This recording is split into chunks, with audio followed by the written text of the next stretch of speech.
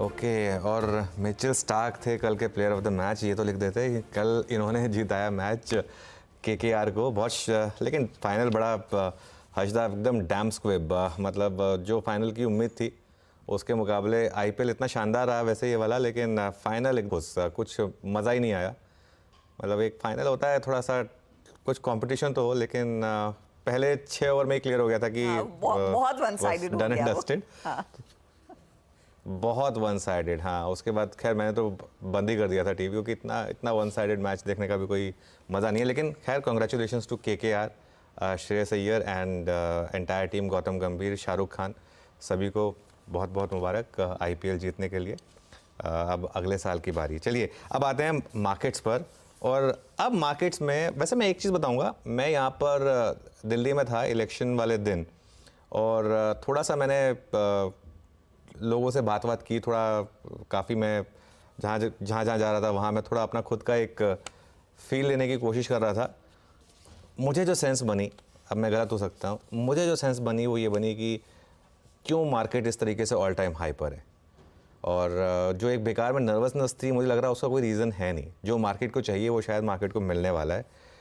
और अब तो खैर एक ही चरण बाकी है, 6 चरण पूरे हो चुके हैं। और अब तक क्या था, अब तक सारे चुनाव वाले दिन मार्केट नर्वस रहता था चुनाव वाले दिन। लेकिन 6th फेज़ क्योंकि सैटरडे को था तो कोई दिक्कत नहीं थी। 7th फेज़ भी सैटरडे को है, और 7th फेज़ में तो एक और हमारे साथ अच्छी चीज़ ये है कि उसके बाद मंडे को हम सीधा रिएक्ट करेंगे एग्जिट पोल से। उस दिन फिर वो कोई वोटिंग परसेंटेज वगैरह का भी कोई मतलब नॉनसेंस रहेगा नहीं। तो इसके लिए ये बहुत इंटरेस्टिंग है। अब मार्केट सीधा यहाँ से इलेक्शन को लेकर अगर अब किसी चीज़ पर रिएक्ट करने वाला है तो वो जब सैटरडे को एग्जिट पोल आ जाएंगे उसको लेकर मंडे को जो मार्केट रिएक्ट करने वाला है। तो अब आपके पास 5 ट्रेडिंग सेशंस हैं, जिसे कहते हैं ना 5 फुल ट्रेडिंग सेशंस हैं, जिसमें आप उस इलेक्शन के रिजल्ट से पहले या उस एग्जिट पोल के रिजल्ट से पहले अपने आप को प्री पोजीशन करना चाहेंगे। अब वो प्री पोजीशनिंग कैसे हो सकती है ये आपको डिसाइड करना है। कई लोग प्रॉफिट बुक कर रहे हैं, कई लोग एग्रेसिवली लॉन्ग जा रहे हैं, कई लोग एक्सेसिव लेवरेज ले रहे हैं। ये सब इंडिविजुअल डिसीजन है जो आपको करना है उसके हिसाब से। मार्केट का लेकिन वर्डिक्ट बहुत क्लियर है, मार्केट में कोई नर्वसनेस नहीं है। जो करीब 2 हफ्ते पहले तक थी, 3 हफ्ते पहले तक थी थोड़ी बहुत, अब मार्केट में वो नर्वसनेस बिल्कुल ख़त्म नहीं है। फियर फैक्टर ख़त्म हो चुका है। अगर आप चाहें तो बेटिंग मार्केट वाले फिगर ले लें या फिर ओवरऑल एक जो सेंस बन रही है उसको ले लें, तो मार्केट ये मान चुका है कि prime minister Modi is coming back for 3rd term. अब वो 272 सीट से आए, 300 सीटों से आए या 325 सीटों से आए बीजेपी की, ये मैटर ऑफ कंजेक्चर है। लेकिन एक चीज़ तो मार्केट प्राइसिंग कर चुका है, कंटिन्यूटी। हाँ, अब अगर ये नहीं हुई तो बड़ी दिक्कत है, लेकिन अब अगर ये हो गई तो क्या। मेरे ख्याल से एक्चुअल रिजल्ट के बाद एक बार के लिए प्रॉफिट बुकिंग आएगी जो पिछली बार भी हुआ था। लेकिन ये वाला जो हफ्ता है, इस हफ्ते में क्योंकि एक तो ये एक्सपायरी वीक है और एक इस वीक में मोमेंटम बहुत स्ट्रांग है, मोमेंटम में बड़ा पैसा बनेगा। तो आपको करना क्या है इस हफ्ते चेज करिए पीएसयूज को, बैंक्स को, रेलवे स्टॉक्स को, डिफेंस स्टॉक्स को, मैन्युफैक्चरिंग स्टॉक्स को, पीएलआई को, इंडिया स्टोरी ग्रोथ स्टॉक्स को, बेसिकली वो स्टॉक्स जिन्होंने पिछले 5 साल में बहुत पैसा बना के दिया है। एक होम रन जिसे कहते हैं ना बेसबॉल टर्म्स में, अब ये वो वाला फेज है लास्ट वीक जो है, इसमें मुझे लग रहा है कि इन स्टॉक्स में काफ़ी पैसा बनेगा। उसके बाद अगर आप एक डिफेंसिव ट्रेडर हैं तो 30 मई और 31 मई ये 2 दिन होंगे जिसमें आप अपनी पोजीशंस को हल्का करें, लाइट हो जाएं, एक्सपायरी भी होगी और फिर फ्राइडे फैक्टर भी आ जाएगा। और अगर आप एक अग्रेसिव ट्रेडर हैं तो मेरा ये मानना है कि 3 जून बेस्ट डे होगा प्रॉफिट बुकिंग के लिए। उस दिन की जो रैली होगी, एग्जिट पोल से रिलेटेड रैली, वो एक बेस्ट मौका देगा मार्केट आपको एग्जिट करने का। एक चीज़ मैं हमेशा बोलता हूँ, ये सब चीज़ें हम एक बेसिक अजम्पशन लेके चल रहे हैं, उसके अलावा करना वही है जो मार्केट आपको हिंट देगा। लेकिन एक बेसिक मेरा जो व्यू है वो ये है कि इस हफ्ते मोमेंटम चेज करिए और 30, 31 और उसके बाद जून 3 को अपनी पोजीशन थोड़ी लाइट करिए। मोमेंटम के साथ रहें, और लग तो ऐसे रहा है कि मोमेंटम दिखेगा स्क्रीन पर अनुज, क्योंकि पिछले हफ्ते हमने एक जोरदार तेजी दिखाई, करीब 2% प्लस के गेन्स निफ्टी ने अपने नाम किए। निफ्टी बैंक अब उस लेवल पर आ गया है कि अपने ऑल टाइम हाई को कभी भी इस हफ्ते छूता हुआ दिखाई देगा। और मैं इनफैक्ट अनुज ये देख रही थी कि डेटा पॉइंट क्या रहा है प्रीवियस इलेक्शंस में। 2014 वाले साल में रिजल्ट्स या फिर एग्जिट पोल से ठीक एक हफ्ते पहले, 2019 वाले साल में एग्जिट पोल से ठीक पहले परफॉर्मेंस कैसा रहा था। और वहां पर अगर आप ध्यान देंगे कि 2014 ऑफ कोर्स 2.5% तक का इजाफा, 2019 में करीब करीब 3.83% तक की तेजी, तो क्वेश्चन मार्क अब 24 के लिए हम कितनी तेजी फिर इस हफ्ते निभाते हुए दिखाई देंगे, उसको लेकर बिल्कुल, क्यूरियोसिटी बढ़ बिल्कुल। जाएगी। हर्षदा, बिल्कुल जो आपने कहा ना, एकदम hitting the nail on the head. और आई थिंक नीरज जी आपके साथ बैठे हैं, उनको याद होगा ये चीज़ हमने डिस्कस की थी जब मार्केट फेज 3 और फेज 4 के बाद थोड़ा सा नर्वस था।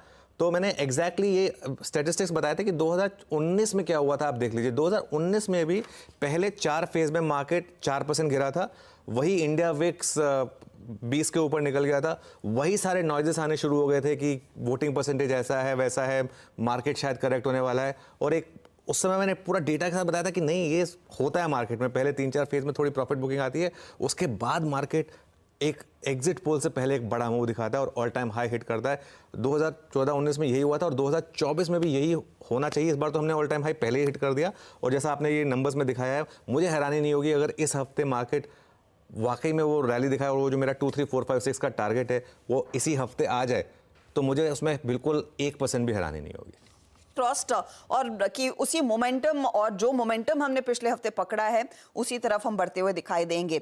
जैसे आप लोग पहले भी मेंशन कर रहे थे कि देखिए, ये भारतीय मार्केट्स के लिए एक बहुत अहम हफ्ता, एक तो चुनावी नतीजों से ठीक पहले वाला ट्रेडिंग सेशन, दूसरा मई की एक्सपायरी इसी हफ्ते थर्सडे को होती हुई दिखाई देगी। और पिछले थर्सडे को हमने देखा है क्या कमाल भारतीय बाजारों ने दिखाया और किस कॉन्फिडेंस के साथ पोजीशंस तेजी की बनती हुई दिखाई दी थी। एचडीएफसी बैंक उसका एक बहुत बड़ा परफॉर्मर रहा है। और ऑफ कोर्स फ्राइडे को भारत के जीडीपी के डेटा पॉइंट्स भी आएंगे। इस बीच ऑफ कोर्स ग्लोबल मार्केट से भी हम थोड़ा सा क्यू लेंगे, क्योंकि अमेरिका में भी कुछ जीडीपी का प्रिंट देखने को मिलेगा, चाइना का पीएमआई डेटा आएगा। इस सब के बीच फिर ये ग्लोबल मार्केट से कितना क्यों लेना है, या वो बस बाय द वे चलता जाएगा। ध्यान रखिएगा, एक लॉन्ग वीकेंड के बाद कल अमेरिकी मार्केट्स में कारोबार की शुरुआत होगी, लेकिन क्या क्यूज लिए गए हैं आज सुबह में? एनवीडिया की तेजी है जो रुकने का नाम नहीं ले रही है, नैस्डैक वहां पर ऊंचाइयों पर है, एसएमपी के कई सारे स्टॉक्स थे जो 52 वीक हाई पर ट्रेड करते हुए दिखाई दिए। नीरज जी, ये ग्लोबल मार्केट्स में क्या क्यूज हैं और इन्फ्लेशन का डर उनका कुछ कम हो रहा है कि नहीं? नहीं, उनका इन्फ्लेशन का डर थोड़ा सा कम हुआ है, लेकिन फेड की तरफ से ऐसे कोई संकेत नहीं दिख रहे हैं। इवन सितंबर में भी ये बहुत कम उम्मीद रह गई है। तो वहाँ का मार्केट बहुत हाईस पे खड़ा, वो अर्निंग्स के दम पे खड़ा है और बहुत स्ट्रॉन्ग मोमेंटम पे है। उसको बहुत ज़्यादा भी रेट की चिंता नहीं हो रही है, अनलेस कि कोई बहुत ज़्यादा ऊपर नीचे के नंबर आ जाए। जो पीसी नंबर आने वाला है इस हफ्ते के अंत में और जीडीपी का नंबर आने वाला है, तो उससे थोड़ा क्यूज लेंगे, क्योंकि उसी के बाद अगले हफ्ते में फिर आपको पॉलिसी भी अनाउंसमेंट है वहाँ पे, और भारत में भी आरबीआई की पॉलिसी नेक्स्ट वीक होगी, मतलब इलेक्शन के बाद वाले वीक में, तो वो बहुत इम्पॉर्टेंट होगा। लेकिन FIIs जिस तरह से बिहेव कर रहे हैं वो बहुत इंपॉर्टेंट है। तो मुझे लगता है कि ग्लोबल क्यूज नेक्स्ट 5 डेज आपको बहुत ज़्यादा अपने ट्रेड लेने में बहुत मदद नहीं करेंगे। आपको डोमेस्टिक क्यूज जो भी अनुज एक्सप्लेन कर उस पर फोकस करना चाहिए और आपको करेंसी पे फोकस करना चाहिए। अगर जो बड़े बहुमत से सरकार जीत के आ गई तो आपके आईटी शेयर गिर जाएंगे, क्योंकि करेंसी आपकी स्ट्रांग होगी। यहाँ पे आईटी में बिल्कुल उल्टा ट्रेड चलेगा। अगर अनफॉर्चुनेट रिजल्ट आया जो लोग मान नहीं रहे हैं, तो फिर आईटी के लिए बढ़िया होगा कि डॉलर स्ट्रेंथ होगा। लेकिन अभी मुझे लगता है कि आपको अगर ग्लोबली कोई चीज़ कनेक्ट करके देख ली तो आप सिर्फ करेंसी पर नजर रखिए कि आपका रुपया कितना मजबूत और कमज़ोर हो रहा है, उसका असर आपके आईटी शेयर्स पे पड़ेगा। अदरवाइज नेक्स्ट 5 डेज आप ग्लोबल क्यूज कम ही देखें, कोई बहुत ज़्यादा असर उससे नहीं पड़ने वाला। वहाँ पर अनलेस कुछ बहुत अतरंगी तूफानी नंबर हो जाए, यस, उफान आ जाए, वो बात अलग है, लेकिन डोमेस्टिक क्यूज सबसे इम्पोर्टेंट रहेंगे। अनुज, इस बीच डेटा पॉइंट्स, खासतौर से थोड़ी सी क्यूरियोसिटी बढ़ी थी कि क्या FIIs की वापसी होगी। कैश में तो ज़्यादा सहारा नहीं है, लेकिन शॉर्ट कवरिंग का सिलसिला आई एम अज्यूमिंग वो बरकरार है या शुरू हो चुका है? हर्षदा, एक मार्केट का रूल है, अगर शॉर्ट्स इतने ज़्यादा हों सिस्टम में और उसके बाद शॉर्ट कवरिंग की इस तरीके की इंतहा हो जाए, उसके बाद जो शॉर्ट्स हैं वो वहीं पे नहीं रुकते हैं। फिर अब ये मार्केट नेट लॉन्ग होगा और शायद उस लेवल का नेट लॉन्ग होगा जिस लेवल का मार्केट नेट शॉर्ट हो गया था। ये रूल है ये F&O मार्केट का। खैर मैं उस पर आऊँगा, लेकिन पहले कैश मार्केट के नंबर्स डिस्कस कर लेते हैं। कैश मार्केट में FIs की थोड़ी सी सेलिंग है, करीब करीब 1000 करोड़ की, तो वो बाइंग एक दिन की रही। DIs ने लेकिन बाय किया, 2300 करोड़ बाय किया DIs ने, ये अच्छी चीज़ है। लेकिन अगली कुछ प्लेट्स आपको बताएंगे क्या हो रहा है मार्केट में। पहले ये देखिए, ये बार्स आ गए, एक ही ग्रीन बार था FI का, फिर रेड आ गया। अब आइए फ्यूचर्स के नंबर्स पर। इंडेक्स फ्यूचर्स में 5400 करोड़ की बाइंग, ये है मेन मामला। इसमें एक जीरो मिसिंग है, इसको ठीक करिए। ये +5410 है। स्टॉक फ्यूचर्स में -586 है, इंडेक्स फ्यूचर्स में 5410 है। 5410 करोड़ की बाइंग हुई है। इस नंबर को एक बार ठीक करके वापस स्क्रीन पर दिखा दीजिए। उसके बाद विद इन इंडेक्स फ्यूचर्स क्या बाइंग हुई है वो भी देख लेते हैं। With in index futures 2586 crore की बाइंग हुई है Nifty futures, Nifty bank futures में, और 2504 करोड़ की बाइंग हुई है निफ्टी में। इसीलिए वो नंबर जो था वो 5410 करोड़ का प्लस था, ठीक है ना। अगर वो हाँ ठीक हो गया, हाँ 5410 करोड़। अब ट्रेंड पर आइए। ट्रेंड देखिए, लास्ट के 2 दिन में फोकस करिए ट्रेंड पर। ये देखिए 7200 प्लस और 5410 प्लस, ठीक है ना। ये 2 दिन में 12600 प्लस, 2 दिन में 12000 करोड़ की FIs की इंडेक्स फ्यूचर्स में बाइंग हुई है। तो ठीक है, कैश मार्केट में एक सेलिंग है, लेकिन इंडेक्स फ्यूचर्स में बाइंग भी एक तरीके से मार्केट में पैसा झोंकना ही है। और लॉन्ग शॉर्ट पोजीशन देखिए क्या चेंज हुई। 47,800 कॉन्ट्रैक्ट्स लॉन्ग ऐड हुए हैं और 34,700 कॉन्ट्रैक्ट शॉर्ट कम हुए हैं। 2 दिन में किस तरीके से नेट शॉर्ट कवरिंग हुई है ये आपको अगली प्लेट में दिखाई देगा। 18 मई को जब हमने शुरुआत की थी 2,46,000 शॉर्ट कॉन्ट्रैक्ट पर थे हम, फिर 2,12,000 पर आए, फिर 2,19,000 पर पहुंचे, उसके बाद सीधा 98,000 कॉन्ट्रैक्ट रह गए शॉर्ट। और कल फ्राइडे के शॉर्ट कवरिंग के बाद अब सिर्फ 15,000 शॉर्ट्स हैं सिस्टम में, 49% लॉन्ग हो गए हैं हम। आज का दिन और दे लीजिए, मुझे हैरानी नहीं होगी कल सुबह जब मैं सेटअप डिस्कस कर रहा हूँ ये नंबर जो माइनस है ये प्लस हो चुका होगा और FIs नेट लॉन्ग हो चुके होंगे इंडियन मार्केट में। और एक और फिर से आपके लिए लेसन, जब भी FI की शॉर्ट पोजीशनिंग इस तरीके से 1 lakh, 1.5 lakh, 2 lakh contract short cross करनी शुरू करे, आप लॉन्ग हो जाइए। हिस्टोरिकल एविडेंस भरा पड़ा है, चौथी बार ऐसा हुआ है कि जब इतनी शॉर्ट पोजीशंस पर मार्केट ने इतनी बड़ी रैली आपको करके दी है, क्योंकि इन शॉर्ट पोजीशंस को कुछ मिलता नहीं है इवेंचुअली और इनको फिर शॉर्ट्स कवर करने पड़ते हैं। फ्राइडे को एक और अच्छी चीज़ हुई, फ्राइडे को इंडिया विक्स क्या ठीक है 21.77 पर था, लेकिन पुट कॉल रेशियो गिर गया। जो 1.37 का ओवरबॉट पुट कॉल रेशियो हो गया था वो 1.14 पर आ गया। तो ये एक और अच्छी चीज़ है मेरे लिए, जो ये बता रहा है कि मार्केट में वो जो कंप्लीट ओवरबॉट नेचर था वो थोड़ा सा कम हुआ है। और बैन की जहाँ तक बात है हर्षिता, बैन में 3 स्टॉक्स ऐड हुए हैं, बायोकॉन, GNFC और वोडाफोन आइडिया। लेकिन बैन से 5 स्टॉक्स बाहर आए हैं, AB कैपिटल, बलरामपुर चीनी, IEX, मेट्रोपोलिस और Z। तो नेट बैन से भी स्टॉक्स ज़्यादा बाहर आए हैं इंस्टेड ऑफ गोइंग इन। तो सेटअप को आज मैं एक्सट्रीमली पॉजिटिव लेकर चल रहा हूँ। एक्सट्रीमली पॉजिटिव है और शायद FIs भी कह रहे हैं कि छोड़ो शॉर्ट की बातें, अब है लॉन्ग की बारी। अनुज, उस लिहाज से फिर निफ्टी के लिए स्पेसिफिकली क्या ट्रेड लेना है, किस तरह के लेवल्स अब यहाँ पर आप वॉच करेंगे, क्योंकि ये 23,000 को छुआ जरूर लेकिन क्लोज नहीं आए। आज क्या उसके ऊपर क्लोज एंड बियॉन्ड की बात होगी? बिल्कुल, देखिए आज तक ठीक है, क्लोज नहीं आया, फ्राइडे फैक्टर भी था, बहुत लोगों ने बहुत पैसा बनाया था, उन्होंने अपना थोड़ा प्रॉफिट बुक किया, कोई दिक्कत नहीं है मेरे ख्याल से। यहाँ पर रेजिस्टेंस है पहले आपका। अच्छा, एक और इंटरेस्टिंग चीज़ है, मैं आज सुबह वीरू के साथ ही डिस्कस भी कर रहा था, कॉल राइटर ऑलमोस्ट डिसअपियर हो गया इस मार्केट से। जो इतनी एग्रेसिव कॉल राइटिंग थी वो दिख ही नहीं रहे कॉल राइटर्स। जो थोड़े बहुत कॉल राइटर्स बचे हैं उनके हिसाब से फर्स्ट रेजिस्टेंस जोन है 23,112 से लेके 23,163, ये ऑप्शंस के हिसाब से, क्योंकि मंथली एक्सपायरी है इसके लिए। और उसके ऊपर अगर आप ट्रेड करना शुरू हुए तो वो जो मेरा मैजिकल नंबर है 23456। और बस ये है कि इसी वीक आएगा या नेक्स्ट वीक आएगा ये देखते हैं, लेकिन ये नेक्स्ट रेजिस्टेंस है। सपोर्ट कहाँ पर है?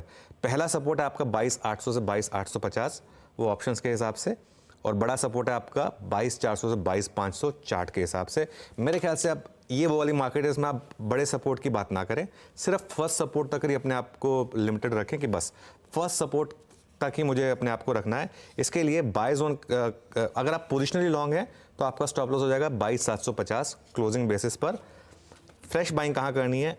खुलते ही 22,925 से 22,975 का जोन है, ये एक बाय जोन है। थोड़ा अगर चाहें तो 23,000 तक भी लेने की कोशिश कर सकते हैं। और उसके बाद अगर आपको ऐड करना है तो वेट करें एक डिप का 22,800 से 22,900 के डिप का, और उसके बाद एक स्टॉप लॉस रख दें, स्ट्रिक्ट स्टॉप लॉस 22,750 का। इस हफ्ते सेलिंग के बारे में ना सोचें ज़्यादा, इस हफ्ते आपका जो माइंडसेट है वो बाय ऑन डिप्स का होना चाहिए, ठीक है। सेल ट्रेड भी आएगी मार्केट में, लेकिन अभी नहीं है, अभी मार्केट में बाय ऑन डिप्स की स्ट्रैटेजी है। क्लियर है, बाय ऑन डिप्स की स्ट्रैटेजी, शॉर्ट करना भूल जाइए। इस मार्केट में तेजी की तरफ रही है, अपॉर्चुनिटी आपको खुलने के साथ ही मिलेगी। 22,925 से 75 के बीच आप खरीदारी करें, या फिर अगर मार्केट थोड़ा सा विराम ले तो 800-900 के बीच फिर आपको मौका मिलेगा। बेसिकली तेजी के ही ट्रेड्स पकड़ने हैं। लेकिन अनुज, जो लोग सब पूछ रहे हैं कि निफ्टी बैंक क्या होगा अब नए हाईस पर ट्रेड, कंसिडरिंग एचडीएफसी बैंक और उसके साथ इसके पियर्स ने बहुत जोर दिखाया है, क्या लाइक्लीहुड है आज नहीं तो कल, वरना परसों या एक्सपायरी के करीब ये होता दिखाई दे? हाजरा स्क्रीन आपको बता रही है, एक बार इंटरडे चार्ट देख लीजिए निफ्टी बैंक का, इससे ब्यूटीफुल सेटअप नहीं हो सकता। थर्सडे को बड़ी रैली हुई थी एचडीएफसी बैंक निफ्टी में, फ्राइडे को एक बार पॉजिटिव खुलने के बाद थोड़ा नीचे आया और वहां से देखिए वन वे रैली, और डे हाई पर जाकर हम ऑलमोस्ट बंद हुए हैं, ऑलमोस्ट डे हाई पर जाकर हम बंद हुए हैं बैंक निफ्टी पर। और ये 2 दिन का चार्ट है बैंक निफ्टी का, ये देखिए ये बहुत शानदार चार्ट है। मार्केट में हमेशा मौके आते हैं। पिछले हफ्ते तक क्या व्यू था कि बैंक निफ्टी को अकेला छोड़ दीजिए, थर्सडे से क्या व्यू बना कि अब सिर्फ बैंक निफ्टी को चेस करिए। ये एडजस्टमेंट्स एज अ ट्रेडर आपको करनी पड़ेंगी। आप बैंक निफ्टी पर फोकस करिए सिर्फ और सिर्फ। यहाँ पर फर्स्ट रेजिस्टेंस है आपकी 49,350 टू 49,400। मुझे हैरानी नहीं होगी अगर ये रेजिस्टेंस लेवल आज हिट हो जाए तो, ये ऑप्शंस के हिसाब से है। और उसके बाद बड़ी रेजिस्टेंस आएगी आपकी सीधा 49,900 टू 50,000, जो कि आपका ऑल टाइम हाई का जोन है और जो इवन नंबर 50,000 का है बेसिकली। और मुझे लग भी रहा है कि 50,000 तक जाने की तैयारी हो रही है बैंक निफ्टी पर। यहाँ सपोर्ट कहाँ पर है? पहला सपोर्ट है 48,600 टू 48,700, फ्राइडे का लो। वैसे मुझे लगता नहीं कि ये जोन आपको मिलेगा वापस। और बड़ा सपोर्ट है 48,350 टू 48,500 पुट राइटर्स के हिसाब से, वो तो मुझे लग रहा है आप भूल ही जाएंगे कुछ टाइम के लिए। बाइंग कहाँ करनी है? 48,900 टू 49,000 का जो जोन है ये बाइंग का जोन है। 50-60 पॉइंट ऊपर में मिल जाए तो मेरे ख्याल से आपको रुकना नहीं चाहिए। और एड जोन है 48,700 टू 48,800 का, और एक बहुत स्ट्रिक्ट स्टॉप लॉस रखें 48,600 का बैंक निफ्टी में आप, क्योंकि मुझे नहीं लगता कि अब बैंक निफ्टी उस लेवल को रिविजिट करेगा इस हफ्ते। तो एटलीस्ट मुझे लग रहा है कि बैंक निफ्टी अपना जो अनफिनिश्ड बिजनेस है ऑल टाइम हाई का, उसको हिट करेगा।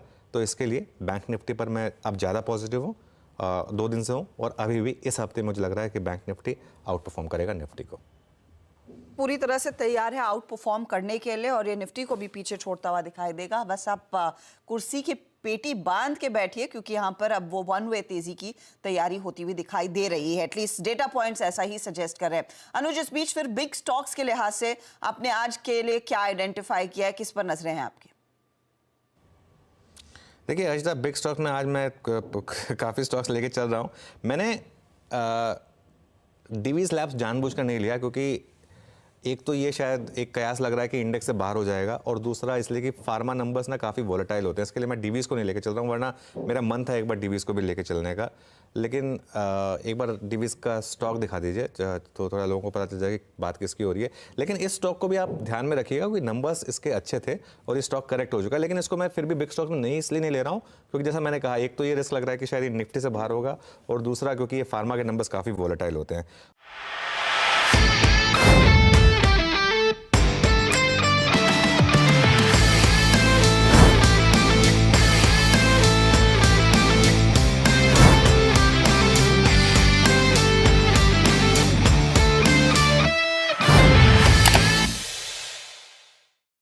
बता दें कि मनी कंट्रोल पर दिए गए विचार एक्सपर्ट्स के अपने निजी विचार होते हैं।